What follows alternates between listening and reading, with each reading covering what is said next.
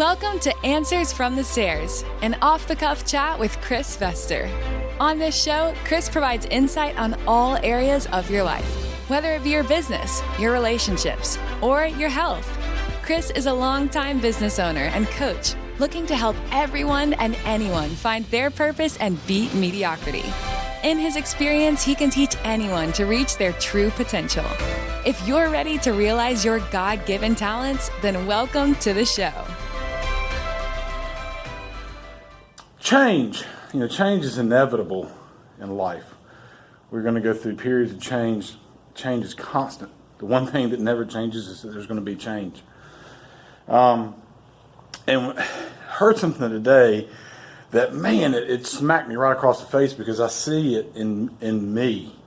Such a drastic truth was said this morning. And it was that most people change just enough to escape their circumstances, but nobody or very few people change enough to solve the problem. And I go through and I think about all the situations where that I've been in myself that have required change. And that change has just been enough to really escape the circumstance. It's never, for the most part, it's not really been enough to change or solve the problem. Not looking at the problem in the bigger picture, just looking at the right now. And he talked about one of the things that comes from that is being able to start thinking proactively. If you begin to change to solve problems, then your thought processes become proactive rather than reactive. And our leadership team talks about how do we get our staff, how do we get the people in the organization to start thinking proactively and not reactively? How do we get them to solve problems before they happen? And when you hear something as simple as, well, most people don't change to solve a problem, they change to escape the circumstances, you see why that task is so difficult. It's difficult for me to change that. I feel like I'm a proactive thinker, and then I hear this and I go, well, maybe I'm not, because I do change most of the time just to escape a circumstance, not to solve the problem. Problem solving requires a lot more thought, requires a tremendous amount more action, and probably a lot more discomfort. We grow through discomfort. So, change not to fit your circumstances, but to solve your problem. Man, that was strong for me today.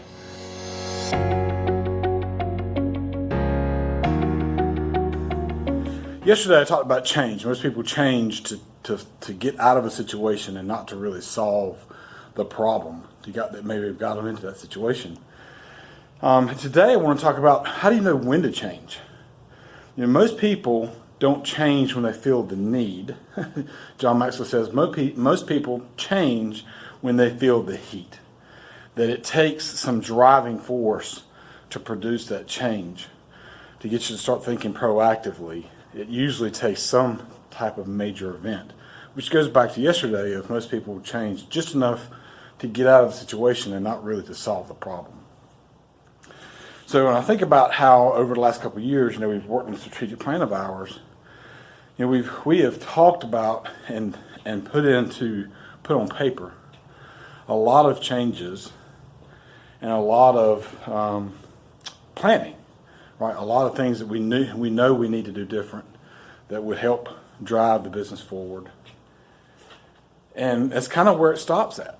It stops at the paper, not all the time, but in issues that continue to come up, those ideas stop at the piece of paper. They don't continue until there's heat in a particular area, and then it's all of a sudden a drastic measure to fix that problem, not to address the need, right?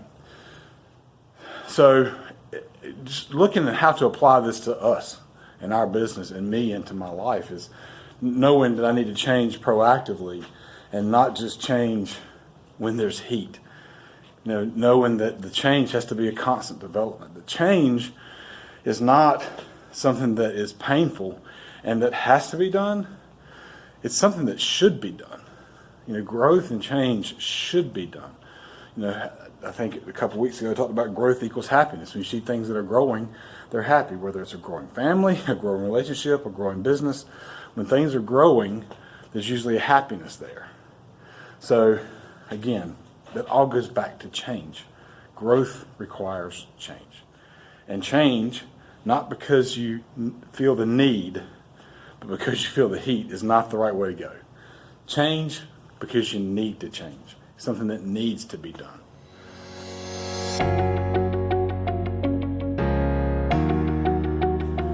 Obsessed. On my Instagram, I've got a bunch of different hashtags that I feel like kind of describe me. Some of them positive, some of them negative. But obsessed is one of those. I was listening this morning to Evan Stewart on his podcast interview Coach Michael Burt. I know a lot of you probably heard of Coach Burt. Wrote a few incredible books, one of them being Everybody Needs a Coach. And they talk about this idea of obsessed. What does it mean to be obsessed? And what resonated with me was one of my personal obsessions in our business is to create an environment where everybody can become their most successful self, whatever they deem, whatever they see as success, chasing their calling, right? If their calling's in our business, how can I help them chase it? And they talk about environment, and that's what spoke to me. That the environment that someone's in is either feeding their future success or detracting from their future success. That's what I want to do.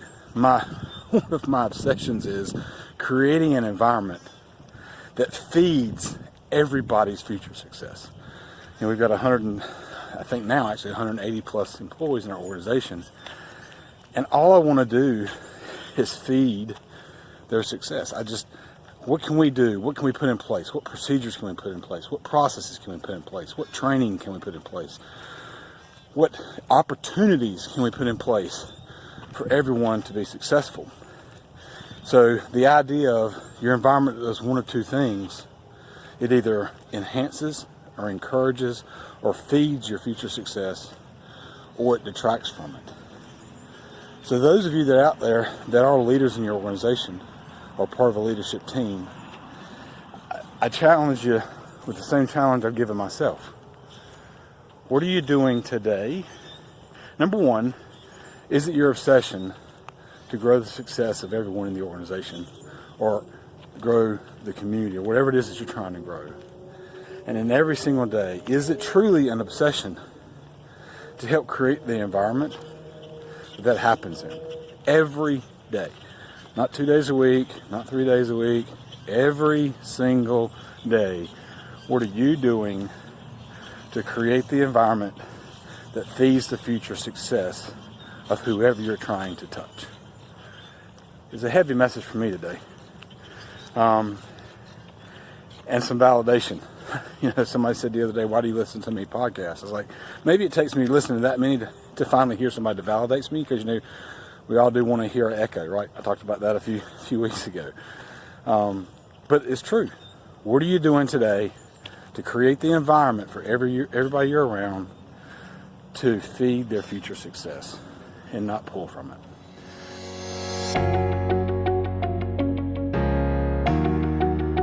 Mind control is real. I know that sounds like a very strange title, but I want to go back to a conversation I had with a team member this week, and he came to me with a suggestion of trying to get some help outside of work. And really, I didn't see the need in it, but I wanted him to do a deeper look as to why he thought he needed that particular help. And one of the first things I did was ask him to just inventory his day. I said, I'm not going to judge how you handle your day. Just inventory your day. Just anything that has to do with work, just let's inventory the time you spend there. And I could see the look of deflation on his faces, and that's not what you want to see when somebody comes to you for some advice or help.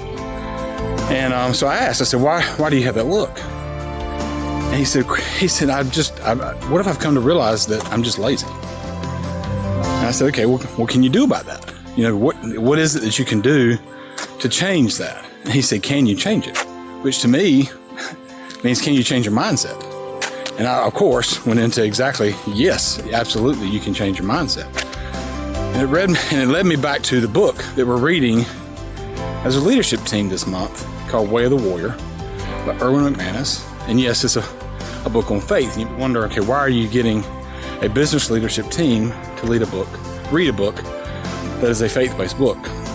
But I believe that there's a lot of correlations to getting your faith right and translating that into your business. So we've been reading it this month, and I went back and actually looked for the passage in the book that talks about mindset, how important mindset is and how mindset is derived. And Mr. McManus, or Pastor McManus, makes a really good analogy when he talks about the brain is basically a very lazy muscle. So once we learn something, we don't want to learn it. So it's easy for us to learn. Our brain is always trying to look to learn. But once we learn something, we don't want to let go of that, which creates how we view the world and our mindset on things. So you've got to consciously know and look for a way to expand your mind, knowing that it'll take whatever you feed it. The problem is, after a while, because we have this dead set mindset, we begin to only feed it things that agree with our mindset. And if we hear things that don't agree with us, we mistake them and distort them so they do agree with us, or they make us angry, right?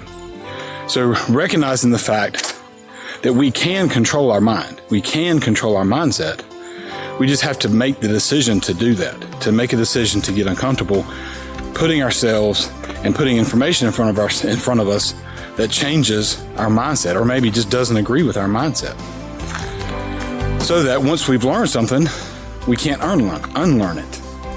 That's the whole idea of getting everyone together for this leadership team. Personal development is putting everybody on the same book so that we're all learning this process together, these thoughts together. While we discuss the book, we can actually discuss how we all saw it, because we all read the book with a different mindset. We all look at it differently, so we're all going to take something different from the book. So I sat with the first gentleman I was talking about, and I told you got to understand, you control the mindset. You just said that you were lazy. So what can you do to change that? That's a hard one, right? Because expanding your mind means not being lazy or fighting being lazy. But maybe it's like everything else. When you have a problem, the first rule and the first step to overcoming the problem is admitting the problem. Thank you for listening to Answers from the Stairs with Chris Vester, and for using the insights you gained to find your purpose and strength in anything you do.